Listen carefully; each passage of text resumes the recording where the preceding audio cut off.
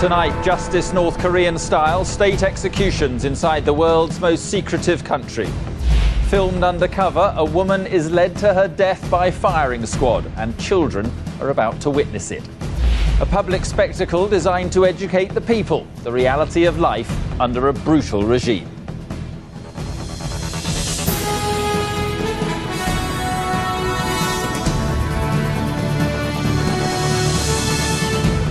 This evening, a rare glimpse inside a country plagued by poverty and hunger. Our correspondent reports from the border with China and meets those fleeing a wretched life in their homeland. Also tonight, getting out, British troops could hand over control of Basra by the spring. Is it cut and run or job done? Lethal delivery, the hundreds of guns imported by post and the crooks now paying the price. And let the battle begin. Whose turn for the urn? The Ashes are about to start. We're live in Brisbane tonight. And in London, more than 1,000 cars are confiscated in a crackdown on uninsured drivers, among them a Premiership footballer.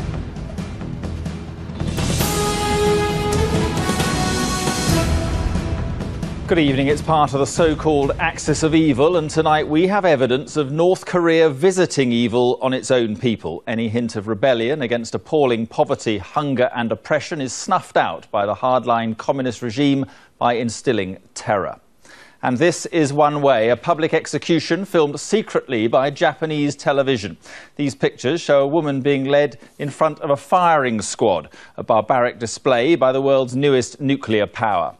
So North Koreans risk their lives to escape into China. And from across the border, formed by the Yalu River, we have an exclusive glimpse into the world's most secretive state from the Chinese town of Changbai.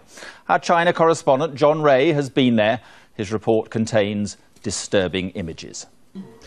They are shocking images, secretly filmed and smuggled to a television station in Japan. It is a public execution. A crowd has been summoned to watch, school children included, all to be taught a brutal lesson in North Korean justice. But among them, someone has been brave enough to hide a camera. They will record the scene, an act itself worthy of the death penalty. The prisoner is dragged out and tied to a stake. A squad of soldiers takes aim and is given the order to fire.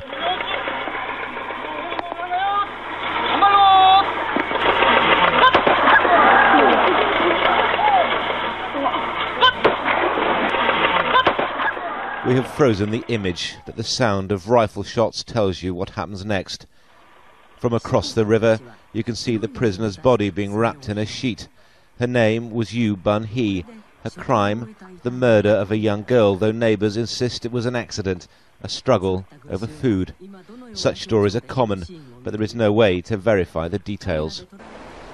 North Korea is a closed country, but in places it seems close enough to touch. Certainly close enough to hear the voices of children playing and to see villagers bring their washing to the freezing Yalu River that marks the border with China. We spent a morning here watching North Korean troops keeping a careful guard over an impoverished land, where some even sift through rocks for freshwater shellfish. Hunger is a daily reality. Basic necessities have become luxuries. It's hard to imagine, looking at the ramshackle collection of cottages across the river, that North Korea is now a nuclear state, but it is, and yet it's a state that can't even feed its people. And as a state, untold thousands risk everything to escape. A few miles into China, we met a refugee we'll call Miss Kim.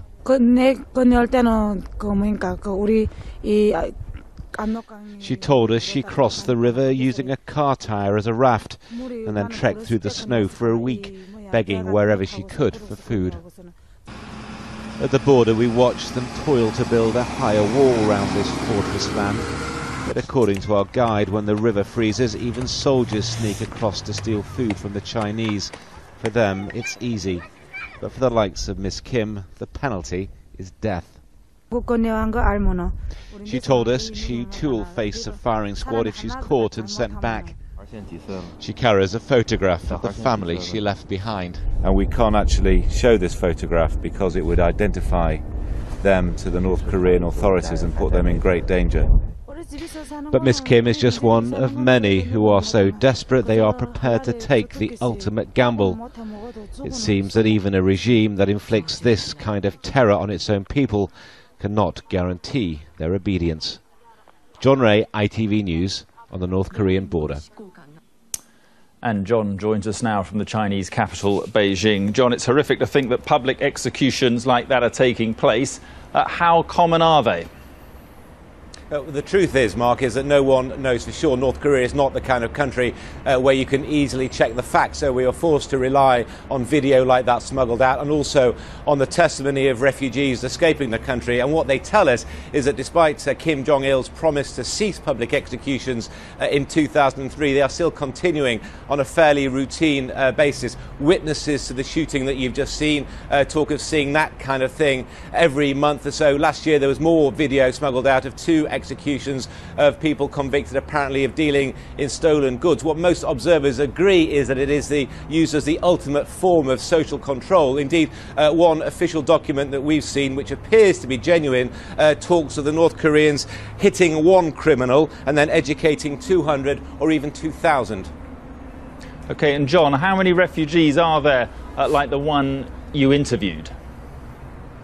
Well, incredible as it may seem, one estimate puts it at 300,000 North Koreans living on the Chinese side of the border. But, Mark, it's no easy life for them there. There are many tales of them being forced into virtual slave labour or into forced marriages or even into the sex trade. The reason is the Chinese treat them not as political refugees but as economic migrants. They send them back, where the North Koreans treat them as traitors, and we see what the ultimate fate for them could then be.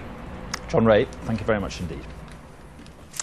It's not the end, but it could be the beginning of the end. British troops could hand control of Basra to Iraqi forces as early as next spring, according to the Foreign Secretary, Margaret Beckett, today. Since British troops went into Iraq in 2003, 125 have been killed. But even if the handover happens, British forces will stay on, possibly for some time. Our political editor Tom Bradby has more on this tonight.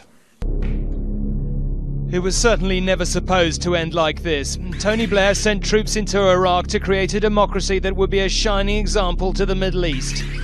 3 years on, this is the state we've made.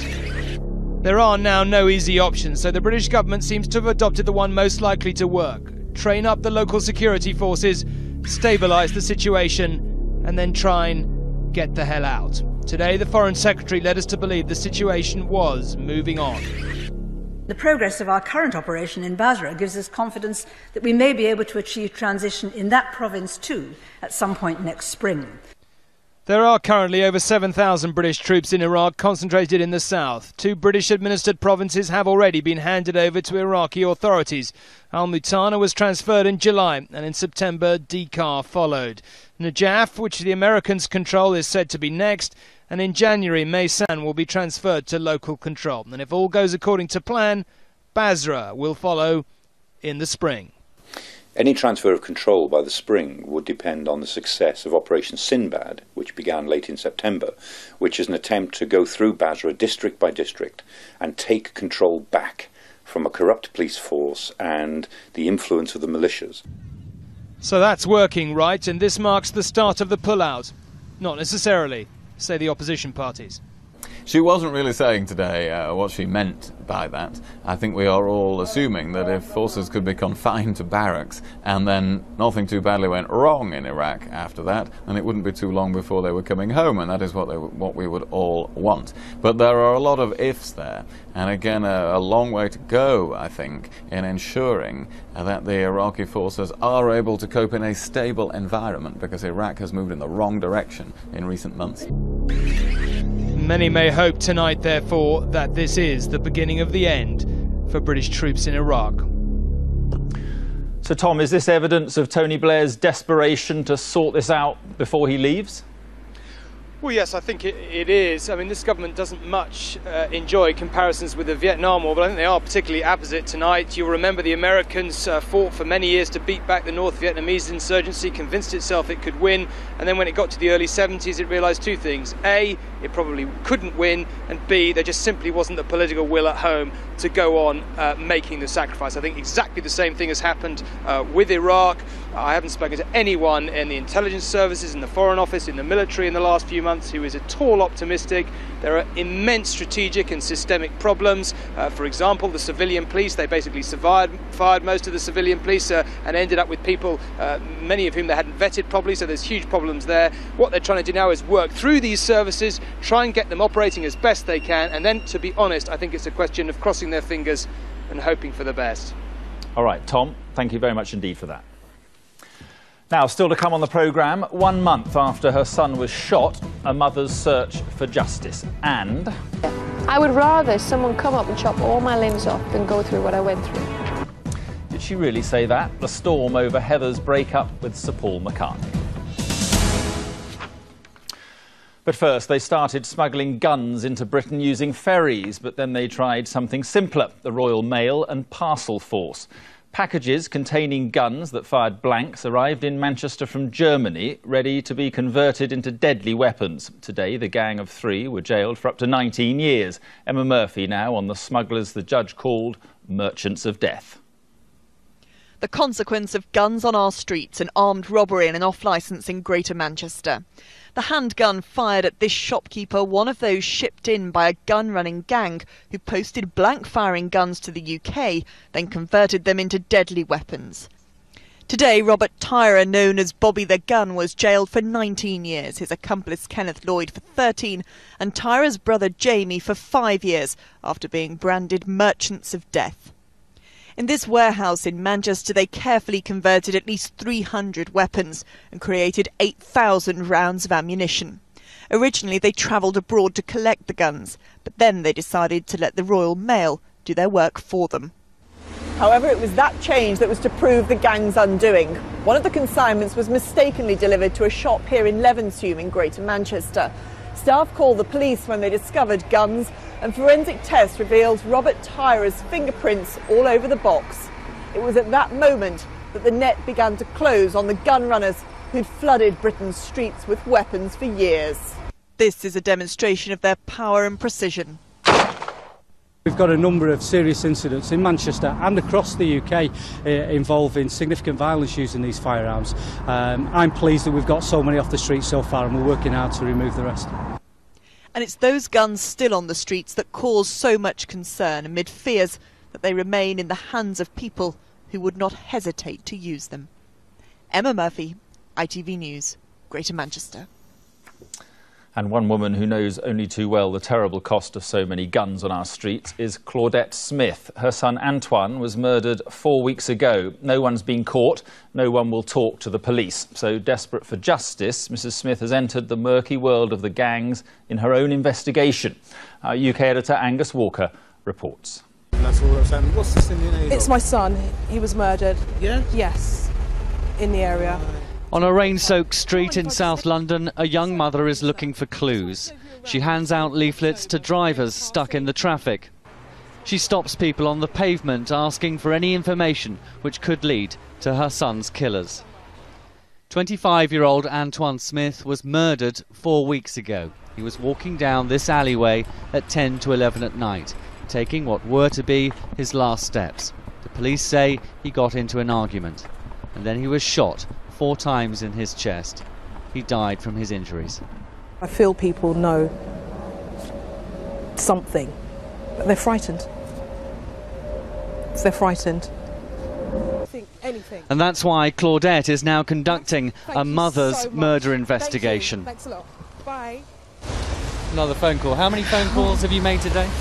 About 30. 30. Shocking. Yeah. You're almost like your own incident room. Are you receiving many calls? Yeah, about 70 today. 70 calls today. The detective hunting Antoine's killers knows that fear of the gun on Britain's streets scares off potential witnesses. We understand the concerns of the people who may be witnesses to such incidents or associated with people that have been the victims of this type of crime, and we're sympathetic to them and we understand them, and we're prepared to go the extra yard to do whatever we can to secure evidence and to work with them. After dark, Claudette goes to talk to gang members. I'm going to go and see someone who might have some more information for me. And we can't come with you? No, I'd rather the cameras off at this stage. But she comes back to the car disappointed. How did it go? I thought they might have had something, but again, it's the same thing. No one's got any more information. You know, I thought they had something. You thought they might have known who'd done it? Yes, but I'm nowhere nearer to the truth. And so one mother's search for the truth continues. Angus Walker, ITV News. A senior police officer has said heroin addicts should be given the drug on the NHS. Nottinghamshire's Deputy Chief Constable Howard Roberts said he believed it would help reduce the amount of crime carried out by addicts desperate to pay for their habit. Now, there's just over an hour to go. The heat is on. The greatest cricket show on earth, the Ashes showdown between England and Australia, is about to start in Brisbane. You can sense the excitement from 10,000 miles away. Our sports correspondent Geraint Vincent is there. Geraint, quite an atmosphere, I should imagine. Yeah, good morning from Brisbane, Mark. A lot of excitement here, but a fair bit of tension too, and that's because for the first time in as long as any of them can remember, the Australian cricket fan is starting an Ashes series asking himself the question, not how much are we going to win by, but are we going to win? And they're all in typically confident mood, but none of them is really sure. There was time for just a little bit more hype in Brisbane this morning. Two captains posing with the Ashes urn, and after the last time they fought for it, one is desperate to win them back, the other very keen to keep hold of them. You know, the Ashes 2005 we don't see as a one-off. We'd be, well, it's everybody else we've played against, with the exception of Pakistan in Pakistan. But the one thing we're desperate to do is back up that the performance in 2005. You know, with another good one out here now. We were all hurting from it. I think we're over that now, and it's a matter of trying to perform well for 5 days here. Starting this Test match off well tomorrow is what it's all about. It's 14 months since England's cricketers became national heroes by winning the Ashes for the first time in nearly 2 decades. But injury, form, and the fact that they're away from home means that they go into this series as underdogs. It'll be 32 degrees centigrade when England take to the middle at the Gabba, and they'll be playing in front of 42,000 people on a pitch which is very dry and very bouncy. They just don't make cricket grounds like this at home, and it's where England's players must begin their ultimate challenge. Australia field an ageing side, but one that's full of world beaters, including the best bowler on the planet. And according to one former Aussie captain, it's losing last time that's given them the edge this time. But I just think Australia are better prepared than they were probably 18 months ago. I think after they won the Lord's Test, they got a little bit complacent. I know when I was over there watching, I came home thinking the Ashes were secure again, and I reckon that feeling was probably right through the Australian change rooms. That won't be there this time around. With Ian Bell coming through a full training session on the eve of the Test, England have survived this tour's first injury scare, and they're quietly confident. But the task they face here is huge. The bookies don't fancy them, but then they didn't last time either. Now, we haven't seen the team sheet yet, Mark, but we're fairly certain that Alistair Cook is going to play at the top of the order with Andrew Strauss in place of Marcus Trescothick. The question mark, though, is over what spinner is going to play for England here in Brisbane. Duncan Fletcher has to choose between Ashley Giles or take a risk, as many would see it, with the coming man, Monty Panesar. Back to you. Geraint, thanks very much. Enjoy yourself. Good luck to England. Chelsea slipped up in the Champions League tonight, but still qualify for the knockout stages. They were beaten widely qualified, of course, but Steven Gerrard helped them on their way to a 2-0 win over PSV Eindhoven at Anfield. Now for a quick look at the markets, and the FTSE closed down 42 points, finishing at 6,160. The Dow Jones closed at 12,326 points, up 5. Right, still to come on the programme, she says she'd rather lose all her limbs than go through the torment of the last few months. Heather Mills-McCartney and the controversy she's started. That, plus a look at tomorrow's front pages after the news, where you are.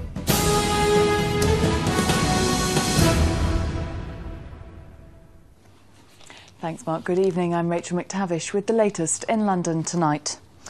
There's been a victory in the battle against uninsured drivers. More than 1,000 vehicles, including one belonging to a Premiership footballer, have been recently confiscated. Police say the offence is sometimes part of a web of crime, with figures showing most hit-and-run accidents involve drivers who aren't insured. Marcus Powell reports. Yeah, and where the scar is as well. See if you can bend. Amy Verlander is lucky to be alive. She was knocked down by a hit-and-run driver in East London and left lying in the road with a broken neck, every rib shattered, a smashed arm and pelvis. For 5 days she lay in a coma. Now, 3 months later, she's slowly recovering. I just take every day as it comes now. Some days are good, some days are bad. But just have to cope with what's going on at the moment. Can you remember anything about what happened at all? No, I can't remember the last 10 months of my life. In addition to her memory loss, it'll be 1.5 years before the operations and skin grafts are behind her. But thanks to a report on our programme and the news that a broken wing mirror from the car had been found, the uninsured driver, a 28-year-old local man, gave himself up to the police. Now hundreds of cars confiscated from uninsured drivers litter this police pound in Docklands. Police thought they might collect 500 vehicles in a 4-week campaign. Already they have 1,500. At least a quarter of all accidents in Hackney, Newham and Haringey are hit and runs by uninsured drivers. So police have clamped down in the black spots, which has reduced other crime. Well, a lot of it is actually the link from with no insurance also through to criminal use of cars. Last night we had a seizure of £12,000 and also half a kilo of crack cocaine. One of the most surprising catches in the swoop on uninsured drivers was of Premiership footballer Jimmy Traore, formerly of Liverpool, now of Charlton. His £50,000 Hummer was uninsured. He blamed his agent and an administrative error. But he's paid fines and fees of over £400, got 6 points on his licence and paid insurance of £3,500 to be reunited with his vehicle. Most cars will be returned to their owners if they pay fines and produce valid insurance. The rest will be sold at auction or crushed. Marcus Powell reporting there. Next, Olympic chiefs may have faced harsh criticism over costs, but today Tony Blair lent his support, saying we should be thrilled we're hosting the event. It came as organisers moved to hit home the benefits of what now are being called the Regeneration Games. Here's Simon Harris. Life is the name of the game, and I want to play the game with you. It's not the most obvious Olympic theme tune, but it might be appropriate. In a bid to focus attention away from the cost and onto the benefits, Olympic bosses have decided to rebrand the event.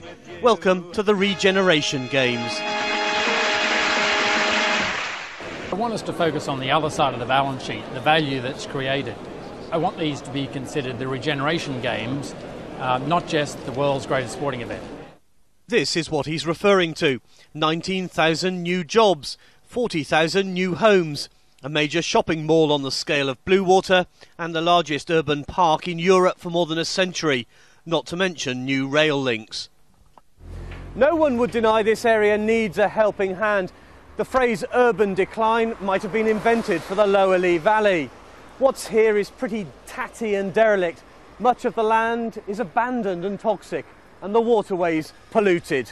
You know, I was just saying to Ken Livingstone that we were absolutely right in predicting that you'd win the Olympic bid and everyone say that's absolutely fantastic, and then you'd have 6 years of everyone complaining.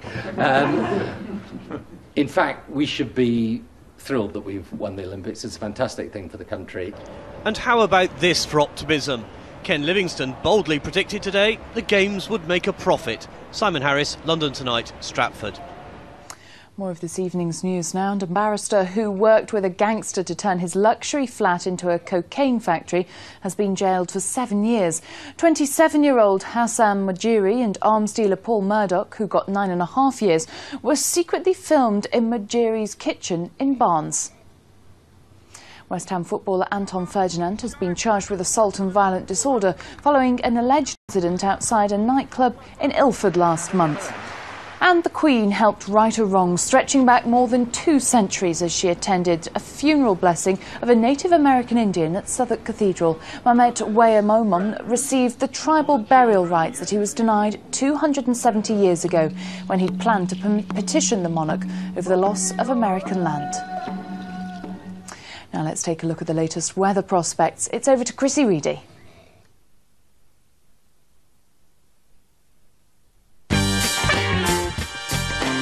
Tomorrow's going to be really cool. London weekday weather, sponsored by Tops Tiles. Good evening. I'm afraid a band of rain coming in across London and the southeast tonight. Some fairly heavy bursts by the early hours, some fairly strong southwesterly winds as well by the end of the night. So tomorrow morning we'll still have that band of rain, mainly across the east of London, but it shouldn't move away quite quickly. So perhaps just really 1 or 2 showers throughout the afternoon, but generally brightening up across London, quite breezy again. And if you are going to be out and about, feeling fairly cool, mostly 11s, perhaps just to the southwest of London, we've got a 12. Good night to you. London weekday weather, sponsored by Tops Tiles. That's all from us for tonight. We're back tomorrow with bulletins starting in GMTV. Now back to Marcos. Hello again, a reminder of our headlines. ITV News has evidence of North Korea's brutal regime, a public execution designed to instill terror in its own people. The Foreign Secretary has suggested that British troops could hand over control of Basra to Iraqi forces next spring. And 3 men, described by a judge as merchants of death, have been jailed for a gun smuggling operation that put hundreds of weapons on Britain's streets. The interview was supposed to win her some public sympathy in the run-up to what's already a very public divorce. But what Heather Mills-McCartney said on American television about losing limbs has upset others who, like her, have been through that traumatic experience. Nina Nanar reports. It's the Heather Mills you've never met. She is attempting to salvage her public image, and after months of what she says is vilification by the British press, Heather Mills chose an American entertainment show to begin the process. In her interview, she talks of the barrage of criticism she's faced, but the former model, who lost a leg in an accident 13 years ago, then makes an extraordinary claim about her suffering. I would rather someone come up and chop all my limbs off than go through what I went through. That is a fact. Because if your limbs are chopped off, you go, okay, you get another limb, there's light at the end of the tunnel. When you're vilified for doing nothing but fall in love with an icon, nothing. What have I done? What is my crime? Nothing. I'd rather someone chop all my limbs off. And that's the God's honest truth. Ray Edwards knows what it's like to lose all your limbs. That happened to him through blood poisoning 19 years ago. He says he's horrified. She went through quite a trauma having the leg amputated in the first place, and she should realise what it did to her. And so therefore her fellow amputees must be going through the same thing. And to use that as a comparison is very wrong indeed. I mean, trauma of losing a leg is like a death, a bereavement. Certainly a divorce, you can remarry. Heather Mills has certainly been on the receiving end of some extreme headlines lately, but goes on to tell her interviewer she is no gold digger and the public still backs her. I don't get any kind of, in the street from people. Nothing. I get nothing but support. People want to come up, give me a hug. While some say Heather Mills' charm offensive has clearly failed, her estranged husband had no comment today. He was concentrating on his music, promoting his new classical album inspired by his wife, his first wife, Linda, that is. Nina Nanar, ITV News.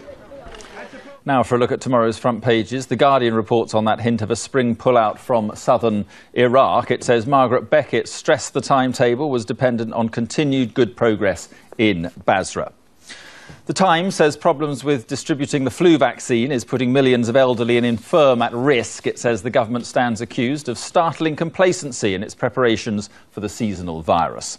The Mail reports on the backlash against British Airways' decision to ban staff from wearing the cross. It says 92 MPs have signed a motion condemning BA's deplorable ban. And The Express says householders will face a fine for muddling up their rubbish. The paper says anyone who puts their food waste in the wrong bin could be fined £100 when the scheme starts in January. And there we are. Those are tomorrow's headlines, and that's tonight's news. So from me and from everyone here, good night, and thank you for watching.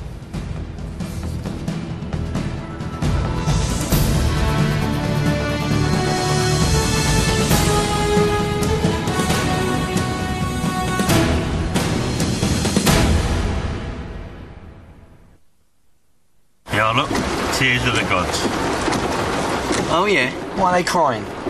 They've seen your haircut, mate. ITV National Weather, sponsored by Powergen. Good evening. A wet and windy night ahead for many of us. It's going to stay wet and windy up in the northwest for most of tomorrow, but the rest of us soon changing to a mixture of sunny spells and a scattering of blustery showers. Tonight, though, well, it's general rain for all of us at some point through the night as the weather front comes in from the southwest up towards the northeast. Some gales in places too, especially around the coasts and hills in the northwest, but not a particularly cold night. A chilly start in northeast Scotland, but once the wind and rain gets going, temperatures start to recover again. And then tomorrow, well, the general rain spins away eastwards pretty quickly for most of us, but tails back into the northwest, where you'll have a wet day. The rest of us, a mixture of sunny spells and one or two sharp showers, fresh winds too, but for many of us, it brightens up pretty quickly tomorrow. Yeah, I'll go and stand in the rain, that'll make it lie down. Positive.